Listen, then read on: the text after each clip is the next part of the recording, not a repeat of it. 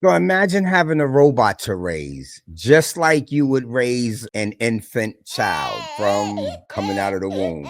The difference is the robot will learn 100 times, 1,000 times, 10,000 times faster than the actual human child. Peace and love, everybody. This is AI News with Erik, and today we're talking about how robots learn, how they're built as far as the thinking process. So once again, please like, share, subscribe, tell a friend about the channel. Of course, we're trying to get the artificial intelligence word out there, particularly with us, making sure we be involved with this as far as building models. So of course you would assume that robots have to be taught by humans, and right now they're actually taught by other robots, so instead of learning everything at once, it's trained. Their task is actually one at a time. And just like when you first learn to write letters, before forming the words and then fulfilling full sentences, this is a step-by-step process they call sequential task learning. So I'm gonna throw up an image and I want you to take a look at it for a minute. And at the top, you're gonna see a robotic arm, and analyze the image for a minute, and then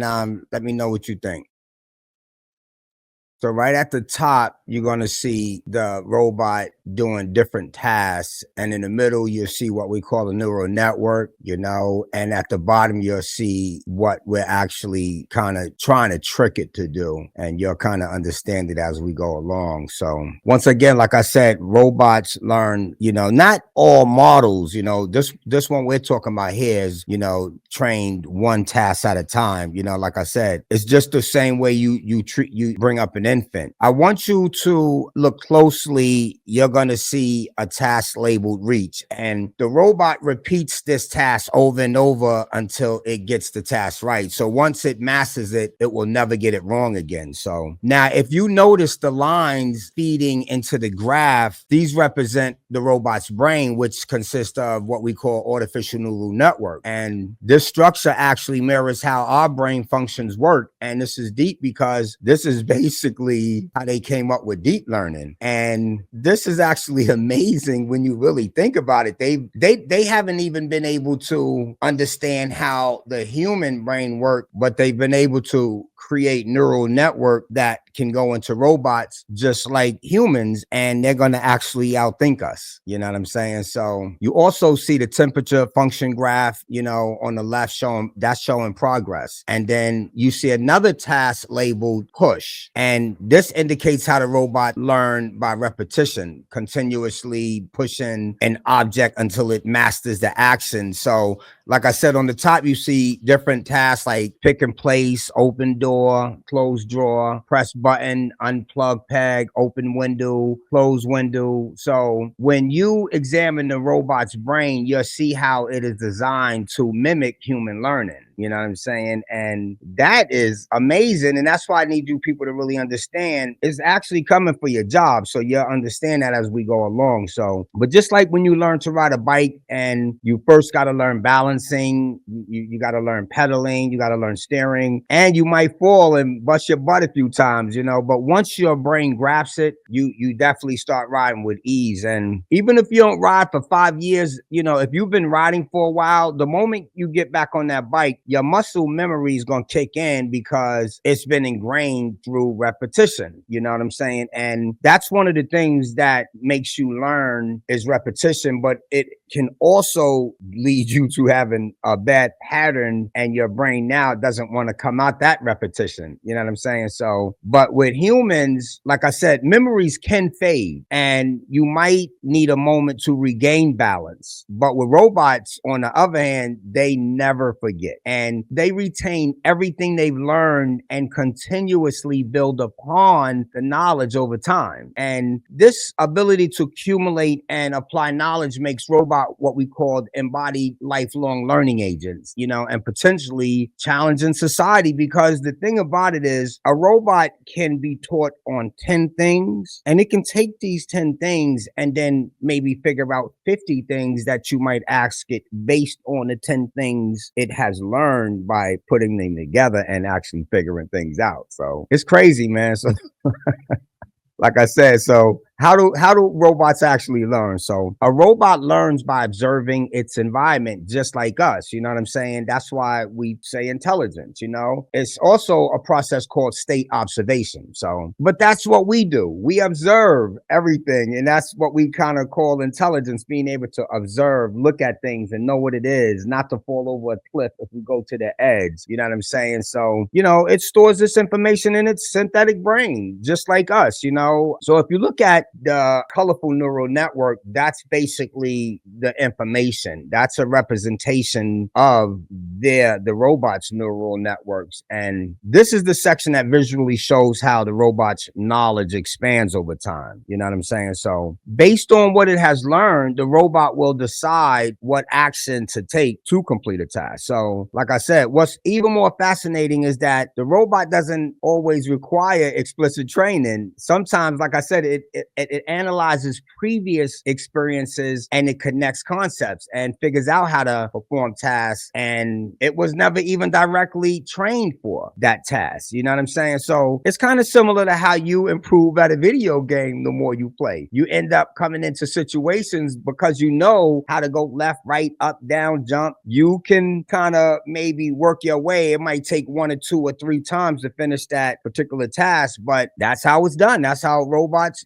learn. And like I said, it's different. It could be 100 times, 1,000 times, or 10,000 times more faster than the way we learn. You know what I'm saying? So the way the way the robots actually understand human instructions, if you look at the bottom of the image labeled B, we'll see another critical feature, and that's the ability for them to understand spoken instructions. Instead of them just following pre-programmed steps, the robots can actually interpret human speech. And the way it works is a person might say, press the button or push the bottle. And these commands are processed by a LLM, based a large language model, which you might recognize is the same technology behind ChatGPT.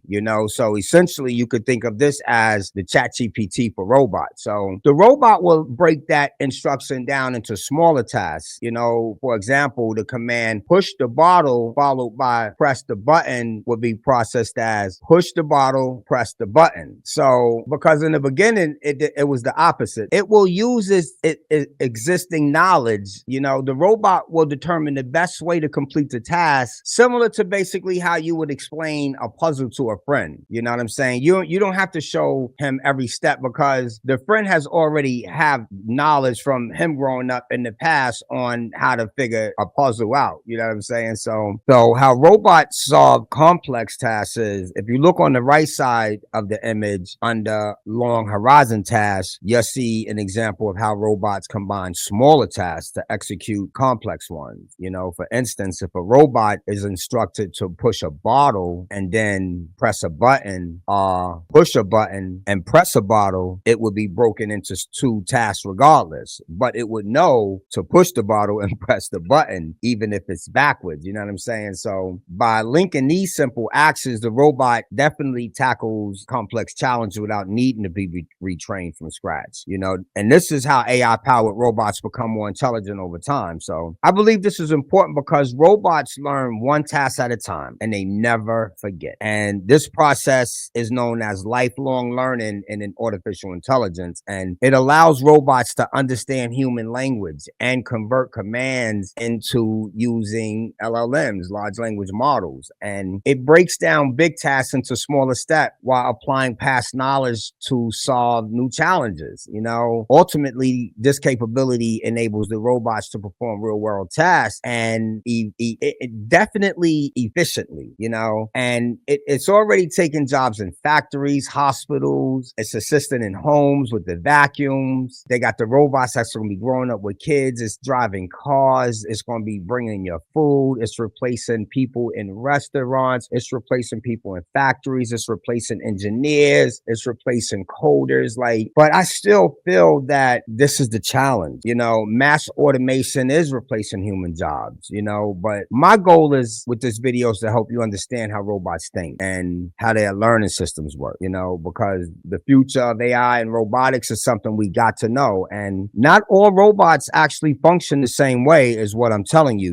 Different models use different LLMs and different architectures. So what I'm explaining here is just one example of how AI powered robots learn, and think. So at the end of the day, AI is not something that's coming, like it's already here. You got some people that may think full AI integration is still 5 or 10 years away, but in reality, we're living in it right now. And the real question is, are we just going to use AI? Are we going to actually contribute to building AI systems? You know what I'm saying? Leave a comment below. Are we going to just use it? Are we going to start actually trying to help be involved in building everything I'm talking about? Are we going to be involved with building these things or building them on our own? Because we need to be involved in building AI models as far as I'm concerned. And I always talk about this. And, this means being engineers, coders, machine learning experts, data scientists, critical thinkers, getting into ethical AI, cybersecurity. We got to step it up. And I don't care if they say you don't need to learn this, if the job title changes and new roles emerge, because something has to be done. You know what I'm saying? We got to be a part of this transformation,